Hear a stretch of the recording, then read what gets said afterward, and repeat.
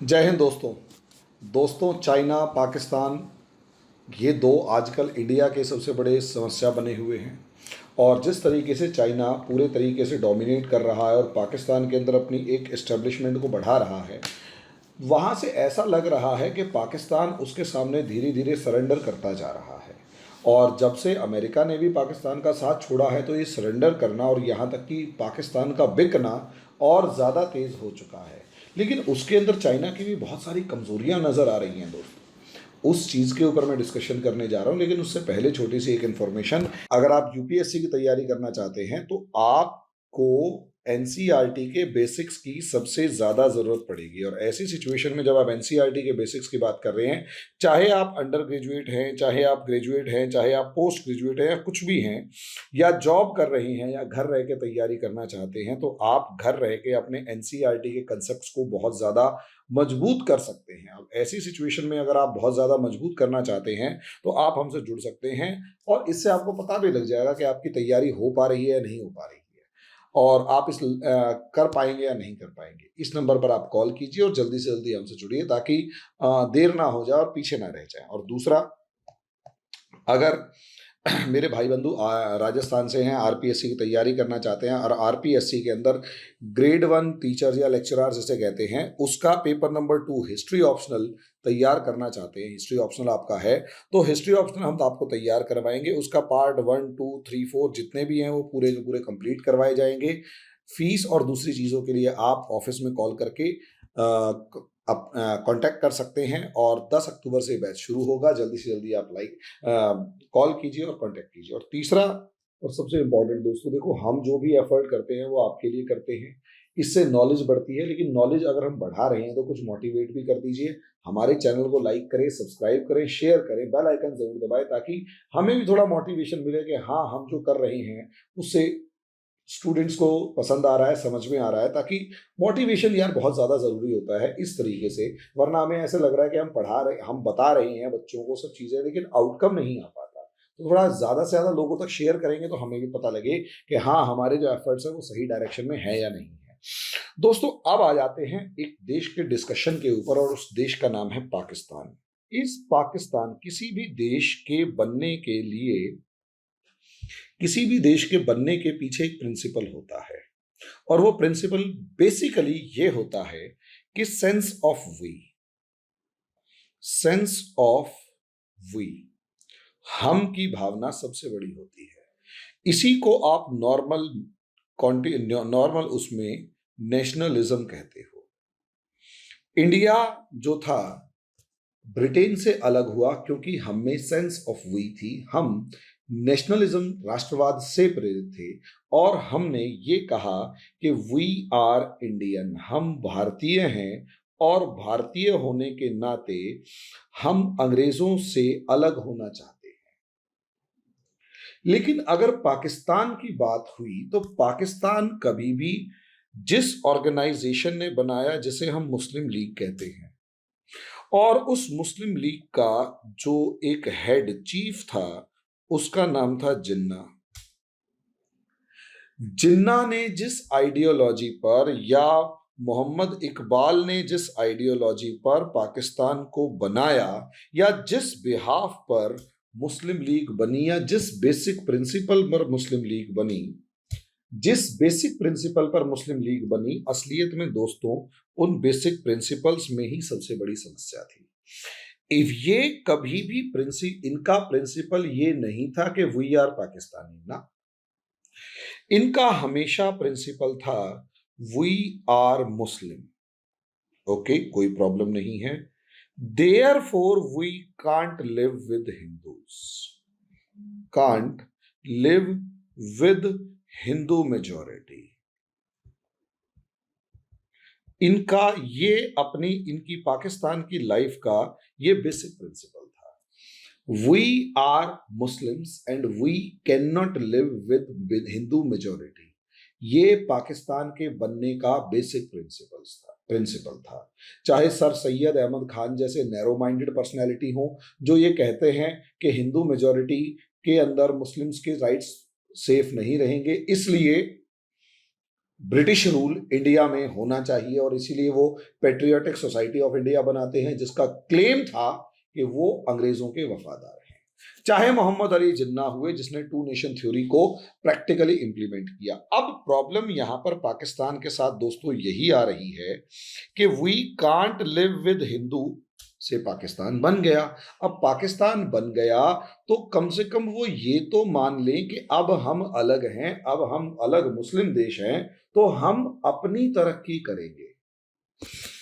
पाकिस्तान ने own progress की तरफ कभी ध्यान नहीं दिया, अपनी तरक्की की तरफ ध्यान नहीं दिया कि हम अपने आप को मजबूत बनाएंगे। नहीं, वो तो ये कहते थे कि नमक रोटी खाएंगे और एटम बम बनाएंगे।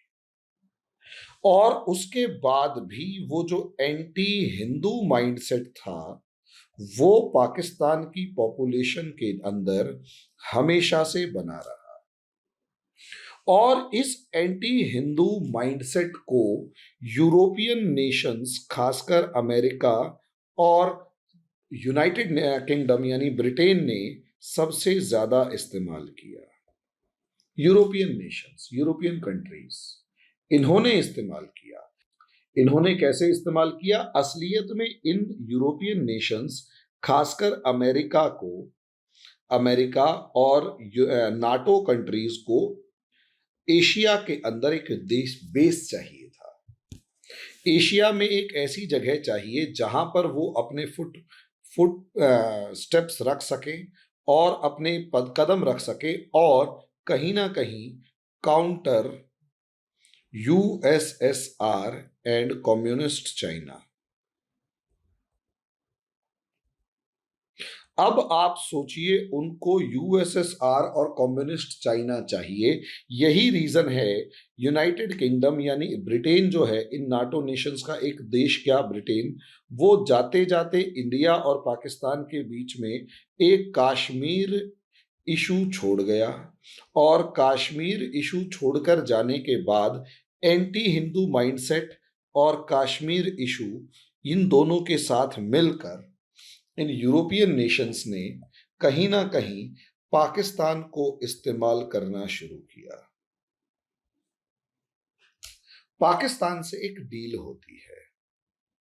डील क्या होती है कि ये जो ब्रिटेन और नाटो नेशंस हैं, ये support Pakistan on Kashmir issue, support Pakistan on Kashmir issue. मैं अभी धीरे धीरे उस पर आऊंगा, चाइना पर, लेकिन आपको कहीं ना कहीं इस इशू को समझना पड़ेगा, तभी उसकी कहानी में पाकिस्तान की गुलामी छिपी हुई है वो आप समझ पाएंगे। अगर ये कहानी नहीं समझ पाए तो पाकिस्तान की गुलामी कहां से हो रही है या पाकिस्तान गुलाम क्यों बन रहा है वो समझ ही नहीं पाएंगे। असलियत में कश्मीर इशू पर सपोर्ट कीजिए, साथ में हमारे को सपोर्ट पाकिस्तान इशू, मतलब पाकिस्तान को सपोर्ट किया जाएगा।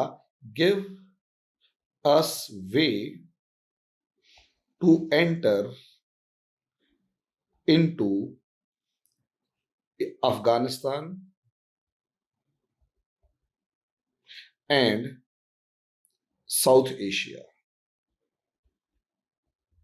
कि हमें अफगानिस्तान और साउथ एशिया में एंटर करने का रास्ता दे दो। यही कहानी है। और पाकिस्तान ने इस एक्सचेंज, ये तो हो गया क्या, एक ट्रांजैक्शन हो गई ना, एक ट्रांजैक्शन हो गई, एक लेन देन हो गया। इस लेन देन में पाकिस्तान ने जो गलती करी, इस ट्रांजैक्शन में एक मिस्टेक कर बैठा। मिस्टेक ये कर बैठा कि over dependence on European countries, over dependence on NATO countries, mainly NATO, NATO के ऊपर बहुत ज्यादा डिपेंडेंट हो गया। और यही रीजन है, क्योंकि नाटो के ऊपर ज्यादा डिपेंडेंट हो गया तो इसलिए इस कंट्री ने क्या किया, इसलिए पाकिस्तान ने क्या किया, सबसे इंपॉर्टेंट जो उसने कहा वो ये कि no focus on Nations development.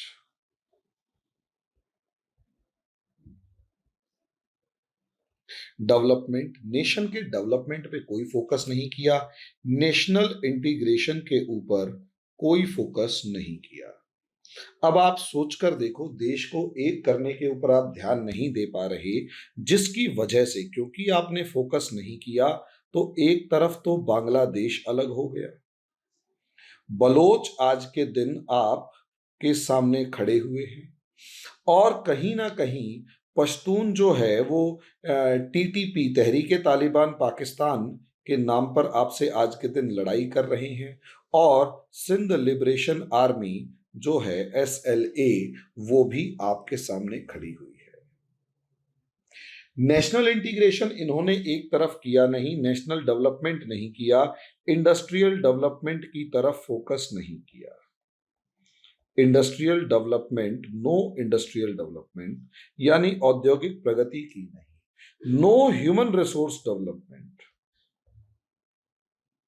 No human resource development. आपके हमारे इंडिया में फोकस किस पे किया गया? ह्यूमन रिसोर्स डेवलपमेंट पे। लड़कों को doctor, engineer, MBA, scientist, BSc वगैरह करवा के बहुत मजबूत बना के निकाला गया। चाइना ने नेशनल ह्यूमन रिसोर्स डेवलपमेंट किया, चाइना ने इंडस्ट्रियल डेवलपमेंट किया, इंडिया ने इंडस्ट्रियल डेवलपमेंट किया। यानी ये दोनों चीजें सेल्फ डिपेंडेंसी की ओर बढ़ावा देती हैं। आत्मशक्ति, आत्मनिर्भरता के ऊपर बढ़ावा देती है। नतीजा उसका ये रहा, आपने कभी भी पाकिस्तानी भाइयों को भी ये कहूंगा कि आपने कभी भी मेड इन पाकिस्तान का नारा नहीं सुना होगा। हमारे यहाँ हर दूसरे दिन कोई ना कोई शोर मचा रहा होता है, स्वदेशी अपनाओ, स्वदेशी अपनाओ, स्वदेशी अपनाओ। मेड इन इंडिया की तरफ फोकस किया जाता है, मेक इन इंडिया की तरफ फोकस किया जाता है। यहां पाकिस्तान ने ऐसा कभी नहीं किया। पाकिस्तान के पास सेल्फ डिपेंडेंसी नहीं रही। यानी ये जो कंट्री था, ये असलियत में किस चीज पर रह गया? एक bargain, give and take policy पर रह गया। Give and take. अब ये गिव एंड टेक क्या था? गिव एंड टेक इतना था कि यूज आवर लैंड, हमारी जमीन इस्तेमाल करो, और गिव अस मनी, और हमें पैसा दो। हमारी जमीन इस्तेमाल करो और हमें पैसा दो, जमीन इस्तेमाल करो, पैसा दो। जबरदस्त लेवल पर यह काम किया गया। नतीजा क्या हुआ? एक टाइम ऐसा था 1980s, दुनिया को लग रहा था कि पाकिस्तान दुनिया का सबसे ताकतवर देशों में से एक बनेगा। क्यों? क्योंकि वो दौर ऐसा था 1970s वाला, खासकर जो पाकिस्तान 1980s तक बड़ा ताकतवर तरीके से उभर रहा था, एकदम से वो आज के दिन भिखारी बन गया। क्यों? क्योंकि उसे इस चीज में मजा आने लगा, विजन तो था ही नहीं। अब यही रीजन है 1980s से लेकर और अप्रोक्सीमेट 2014 तक आप मोटे मोटे तौर पर मान लीजिए, अमेरिकन एड जबरदस्त लेवल पर थी। अमेरिकन एड और सऊदी अरेबियन एड जबरदस्त लेवल पर थी, जबरदस्त लेवल पर। और पैसा इतना मिल रहा था कि फ्री में जब पैसा, और ये सारी चीज याद रख लीजिएगा, अगर आपको कोई दूसरा फ्री में पैसा दे रहा है, उसके बदले में वो थोड़े बहुत आपसे हेल्प ले रहा है, और आप अपना डेवलप नहीं कर रहे, तो एक दिन ऐसा होगा जिस दिन वहां से पैसा नहीं आएगा, तो आपको फिर दोबारा कोई फाइनेंसर चाहिए होगा। बहुत से लोगों की जिंदगी इसमें बीत जाती है, तो देश की जिंदगी बीत रही है। यानी पाकिस्तान हमेशा कोई ना कोई नया एक फाइनेंसर ढूंढ रहा होता है। जब उसकी सऊदी अरेबिया से बिगड़ जाती है, तो वो टर्की की तरफ भागता है, मलेशिया की तरफ भागता है। टर्की और मलेशिया के पास सऊदी जितना पैसा नहीं है, फिर दोबारा सऊदी अरेबिया की तरफ भागता है। सऊदी अरेबिया लात मारता है, फिर दोबारा ये चाइना की तरफ भागता है। तो आप देखिए ना, 2013 के अंदर belt and road initiative Xi Jinping लेके आते हैं, बीआरआई, और इस बीआरआई से रिलेटेड ही सीपीईसी जो है वो डेवलप किया जाता है। और जैसे ही ये CPEC, China Pakistan economic corridor develop करने की बात होती है, अप्रोक्सीमेट $45 बिलियन इन्वेस्टमेंट की बात की जाती है। अब 45 बिलियन डॉलर इन्वेस्टमेंट में ट्रेड और फैक्ट्रीज और सब चीजों के डेवलपमेंट की बात की जाती है, लेकिन क्या सीपीईसी कामयाब हो पाया? तो मैंने अभी थोड़ी देर पहले ऊपर बताया कि असलियत में यहां पर पाकिस्तान ने जो एक गलती की वो ये की कि उसने कभी भी नेशनल इंटीग्रेशन, राष्ट्रीय एकीकरण की तरफ ध्यान नहीं दिया। नतीजा क्या हुआ? नतीजा ये हुआ कि इस नेशनल इंटीग्रेशन के अंदर खींचातानी शुरू हो गई, सॉरी, इस सीपेक के अंदर खींचातानी शुरू हो गई। और जिन बलोच लोगों के रिसोर्सेज के ऊपर ध्यान दिया जा रहा था, उन्होंने हथियार उठाने शुरू करे और बलोच लिबरेशन आर्मी जो है हथियार उठाकर खड़ी हो गई। सी पैक का जो इन्वेस्टमेंट था, और सबसे बड़ी बात चाइना, अब चाइना की खास बात क्या, वो हमेशा हिडन टर्म्स की तरफ ध्यान देता है। हिडन टर्म्स वो कि दुनिया को जो दिखा रखी हैं टर्म्स, उनसे कहीं ज्यादा खतरनाक उसकी इंटरनल टर्म्स होती हैं, जो कि उस देश को बांधे रखती हैं, कब्जे में रखती हैं। अब चाइना ने वो किया। अब बलोच से लेकर सिंध लोगों ने जिस तरीके से और पश्तून लोगों ने जिस तरीके से इस चीज के ऊपर ध्यान दिया, या उसके ऊपर इन्वेस्टमेंट के मतलब उस इन्वेस्टेड प्रोजेक्ट्स के ऊपर हमले करने शुरू करे, ये सारे का सारा 45 बिलियन डॉलर का जो इन्वेस्टमेंट था वो डूबने लगा। अब चाइना जो है वो एक इतना बड़ा अमाउंट तो दे चुका है कि ग्वादर पोर्ट के ऊपर कब्जा करने की तैयारी कर चुका है कि भाई तुम्हारा ग्वादर पोर्ट तो अब मेरा हो गया, डेवलप करूं या ना करूं, 43 इयर्स लीज पर मुझे चाहिए। लेकिन पाकिस्तान, जिसे पैसे की हर टाइम तलब है, खर्चे इतने सारे हैं, आमदनी है नहीं, इंडस्ट्रियल डेवलपमेंट तुमने किया नहीं, आउटकम कहीं से आ नहीं रहा, नतीजा क्या होगा? नतीजा ये होगा आप पर दबाव होगा। और क्योंकि पाकिस्तान पर दबाव होगा, तो पाकिस्तान पैसे ना आने की वजह से अमेरिका से लेकर सऊदी अरेबिया से, नाटो कंट्रीज से या आईएमएफ से हर जगह कटोरा लेके खड़ा हुआ है। अब कहीं से मिल नहीं रहा। रही सही कसर मोदी जी के आने के बाद इन्होंने और कुछ किया हो या ना किया हो, टेरर को ड्रग और ड्रग और ब्लैक मनी के साथ तो जोड़ा ही जोड़ा, और साथ में दुनिया को समझाने में कामयाब इस मामले में भी हो गए कि ड्रग, ब्लैक मनी और टेरर का पाकिस्तान से एक अलग ही लेवल का रिश्ता है। और क्योंकि ये समझाने में कामयाब हो गए और दुनिया के अंदर FATF के ऊपर अपना दबदबा बनाने में कामयाब हो गए, तो उन्होंने FATF पर दबदबा बनाकर पाकिस्तान पर सैंक्शन लगवाए, इसको पैसा भिजवाने से मना किया।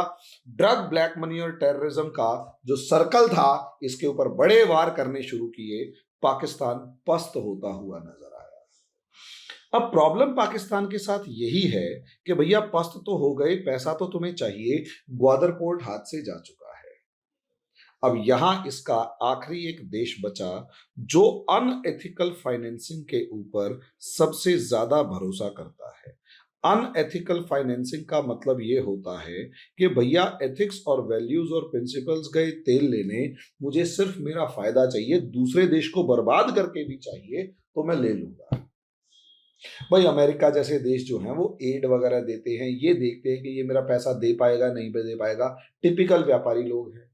लेकिन दूसरी तरफ चाइना जो है वो व्यापार से ज्यादा उस देश को बर्बाद करके उसके सारे रिसोर्सेज पर डायरेक्ट और इनडायरेक्ट अपना कब्जा करने की तैयारी कर रहा होता है।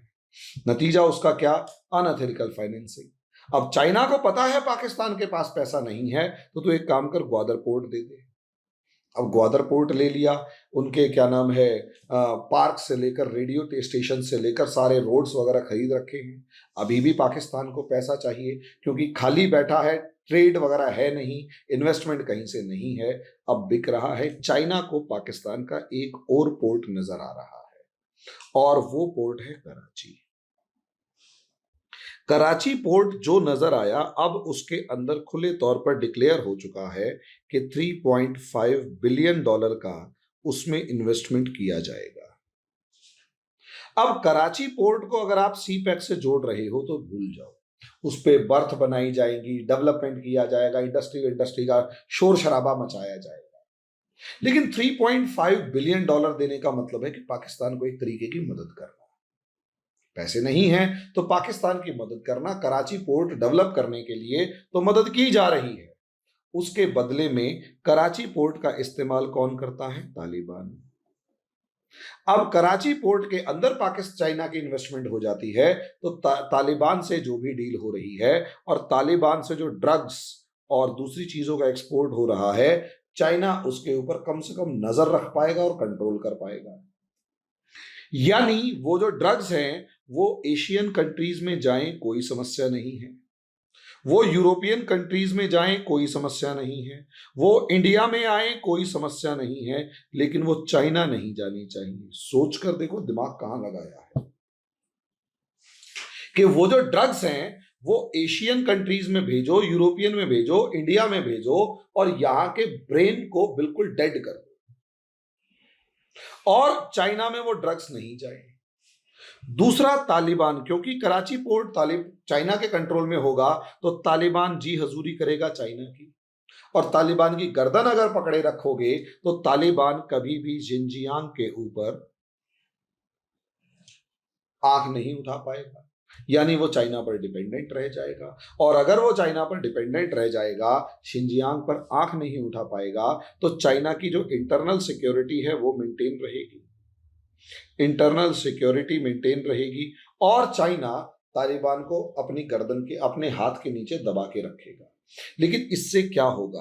कराची पोर्ट और कराची सिटी वो है जो पाकिस्तान की 60% इकोनॉमी को सपोर्ट करती है, यानी पाकिस्तान का जो सबसे मेन पोर्ट है जहां से पूरी पाकिस्तान की इकोनॉमी रन होती है, पाकिस्तान ने अब उसे भी चाइना को गिरवी रख दिया।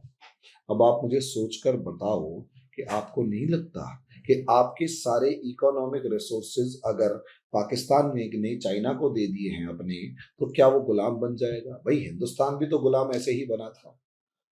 हिंदुस्तान गुलाम तब बनना शुरू हो चुका था जब मुगल एम्परर ने 3,000 रुपए सालाना के अंदर पूरा बंगाल, बिहार, उड़ीसा, झारखंड, छत्तीसगढ़, झारखंड तक का पूरा इलाका, सोचकर देखो बंगाल प्रोविंस में क्या था, बंगाल, बांग्लादेश, बिहार, झारखंड, उड़ीसा, समझे, ये सारी जो है जिसकी आज भी पॉपुलेशन 60 करोड़ के आसपास है, 3,000 रुपए सालाना के अंदर अंग्रेजों को गिफ्ट कर दिया था।